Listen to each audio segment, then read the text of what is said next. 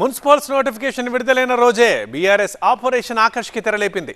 మాజీ ఎమ్మెల్యే ఆరూరి రమేష్ మళ్ళీ బీఆర్ఎస్ గుట్టికే చేరారు. తెలంగాణ భవన్లో ప్రస్తుతం మాజీ మంత్రి కేటీఆర్ మాట్లాడుతున్నారు. లైవ్లో చూద్దాం.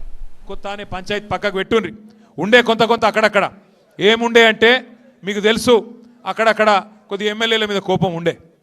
మరి మా ఎమ్మెల్యే పోతే కేసీఆర్ ఉంటాడు కదా అనుకున్నారు కొంతమంది.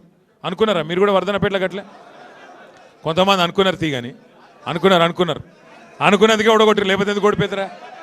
కానీ ఈసారి అనుకోవద్దిగా, ఈసారి అట్లా చూడొద్దిగా. ఈసారి కారు గుర్తు మీద ఎవరొస్తే వాళ్ళే కేసీఆర్ పంపించిండు, ఆయనకే ఓటెత్తామనాలి తప్ప ఇక కోడిగుడ్డు మీద ఈకలు వేసి కూడా బంద్ చేయాలి. ఈయన మంచోడా చెడ్డోడా, ఈయన దొడ్డుగున్నాడా సన్నగున్నాడా పొట్టిగున్నాడా పొడుగున్నాడా అన్ని కేసీఆర్ సార్ చూసుకొని టికెట్ ఇస్తాడు.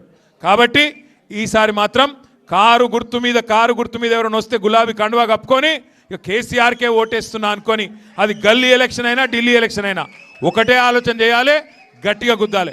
ఉంటుంది కుటుంబం అన్నాక, ఒక పెద్ద కుటుంబం అన్నాక పంచాయతీలు ఉంటాయి, తాకట్లు ఉంటాయి.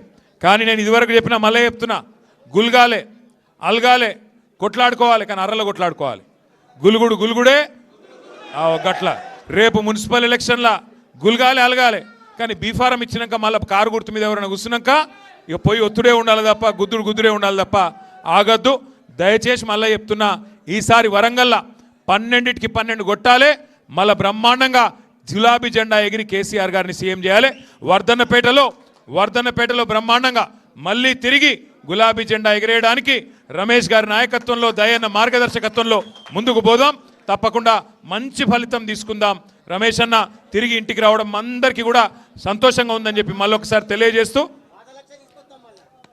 తీసుకోద్దు. Thank you. మళ్ళొకసారి మీ అందరికి థ్యాంక్ యూ. జై తెలంగాణ.